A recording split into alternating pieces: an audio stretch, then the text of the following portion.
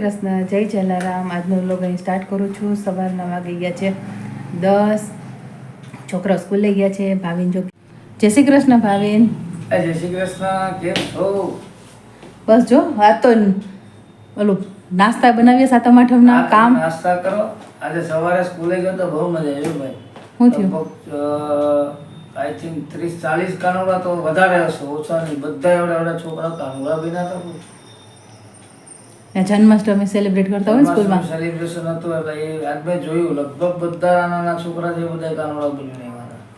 બહુ મજા આવી. સોમનાથમાં તો આપણે હા, એ સોમનાથ ઇંગ્લિશ સ્કૂલ જ છે. આજે તો પ્રી પ્રાઇમરી વાળા હશે. પ્રી પ્રાઇમરીની છે, એવડા નાના છોકરાઓ હતા પણ જોયા કરીએ. ખૂબ મજા આવી. 15 મિનિટ હું ઊભો રહી ગયો. મેં કીધું આ સ્ટેપ બાય સ્ટેપ એમાં કંઈક 4 કે 5 છોકરા તો રિક્ષામાંથી ઉતર્યા સ્કૂલે આવે ને. ખૂબ સરસ તૈયાર હતા. ખૂબ આનંદ આવ્યો. ચાલો સાહેબ, તમે તમારા નાસ્તાની તૈયારી કરો, સાતમ આઠમની તૈયારી કરો, નાસ્તા બનાવો, સબસ્ક્રાઈબરને નાસ્તા ખવડાવો, નાસ્તા બનાવો અને બતાવો. બરાબર? હું જાઉં દુકાને. આજ કંઈ ઘરાકી નીકળે તો વેપાર કરીએ. ઠીક છે? જય શ્રી કૃષ્ણ. પરફ્યુમ વેચશું ને હવે 2 દિવસ. ચાલો, જય શ્રી કૃષ્ણ, જય જલારામ બધાને. જો અત્યારે હું છે ને ઘઉંની પૂરી બનાવું છું. મેંદાની નથી બનાવતી, ઘઉંની બનાવું છું. ચાલો તમને એની રેસીપી બતાવું. જો ઘઉંનો લોટ મેં ચાળી લીધો છે. પોણો કિલો જેટલો લોટ છે ઘઉંનો. જો એમાં નાખવા માટે મેં મરી લીધા છે. મરી, અજમા અને જીરું ત્રણેયને અધકચરા વાટી લેશું આપણે એક સાથે જ. મિક્સરમાં વાટશું ને તો વધારે થઈ જશે, એકદમ ઝીણો ભૂકો થઈ જશે. આપણે અધકચરો કરવાનો છે.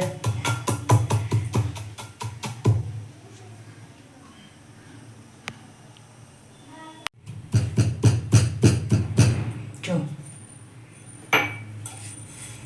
અધકચરું છે ને વાટી લીધું છે. એકદમ ફાઇન પાવડર નથી કરવાનો. બધું અમે નાખી દઈશું.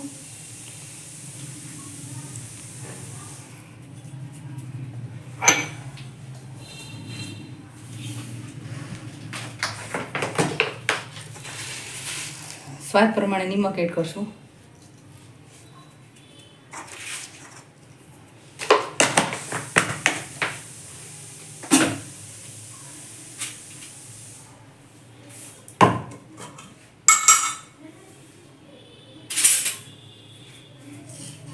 મોણ માટે ઘી એડ કરશું.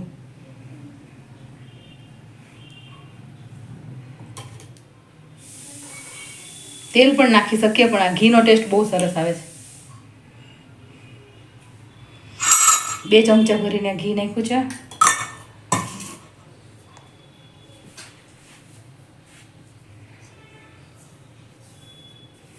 આ બધું સરખી રીતે એકદમ લોટમાં મિક્સ કરી દઈશું આપણે.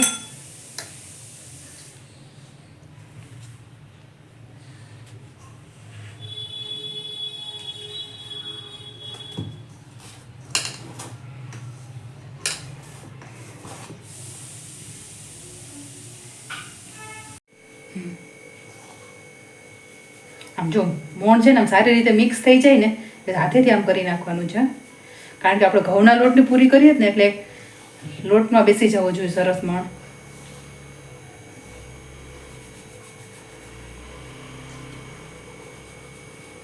આવી રીતે કરી નાખશું. આવી રીતે મુઠ્ઠી વળે ને એટલું મોણ લેવાનું છે. જો ચાલો હવે પાણી નાખીને લોટ બાંધી લઈએ. થોડું પાણી એડ કરતા જાય અને લોટ બાંધતા જઈએ. કઠણ લોટ બાંધવાનો છે આપણે.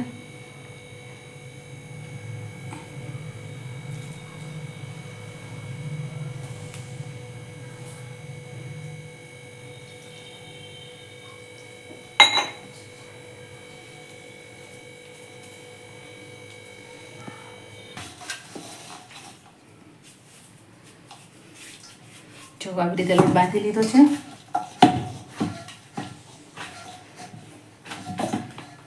લોટનું ટેક્સચર જો આમ કડક રાખ્યું છે તો ફરસી બનશે. હવાને રેસ્ટ આપી દઈશું 15 મિનિટ ઢાંકીને. 15-20 મિનિટ. ત્યાં હું મારું રસોઈનું કામ બતાવી લઉં, પછી કરીશ પૂરી. જો લોટ બાંધીને 15 મિનિટ રેસ્ટ આપ્યા પછી જો વ્હાઈટ સ્પોટ દેખાય ને એટલે સમજી લઉં તમારો લોટ પૂરી બનાવવા માટે પરફેક્ટ છે. ચાલો હવે આને કૂણવી મસળી નાના ગોયણા બનાવી લઈએ નાના નાના. જો આવી રીતે બધા ગોયણા કરી લીધા છે. હવે વણતી જાય ને તળતી જઈશ.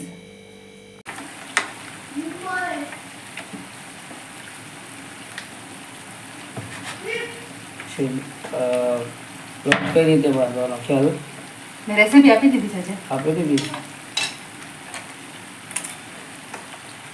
બધા સબસ્ક્રાઈબરની આવડતી જ હોય પણ કંઈક યુનિક આપવાની કોશિશ ના ઘણા લોકો છે ને એવું કરે છે ઘઉં ને મેંદો મિક્સ કરે છે. મિક્સ ના કરાય. આપણે એકલો ઘઉં લીધો છે ઘઉંનો જ. તો આમાં ખ્યાલ ના આવે.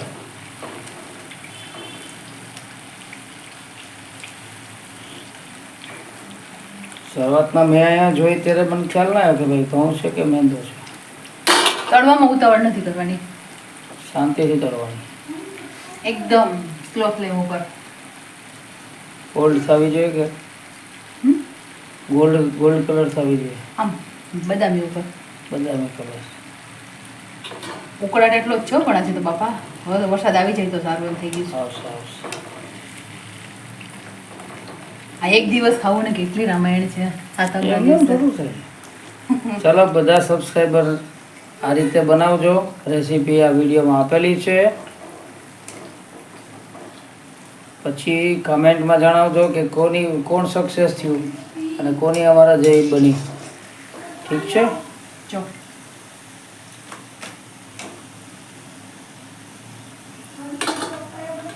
બધું નવું આપવાની કોશિશ તો કરીએ છે.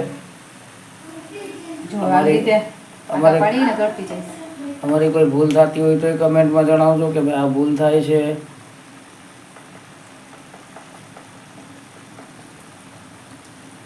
હજુ નેક્સ્ટમાં આયોજન છે ગીર સોમનાથ.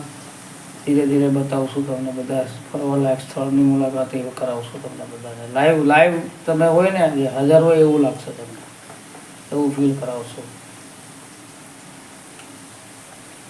જન્માષ્ટમી દર્શન પણ કરાવશું. કોડીનારમાં અલગ અલગ સ્થળોએ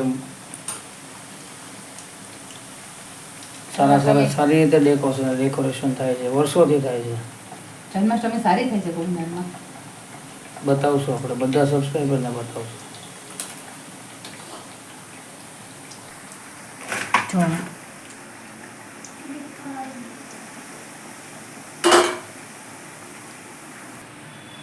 જો આવી રીતે બધી પૂરી બનાવી લઉં છું. સરસ ભાઈ. ટેસ્ટ કરીને કયો ગણતરા સાહેબ. હા હું ટેસ્ટ કરી લઉં. ચાલો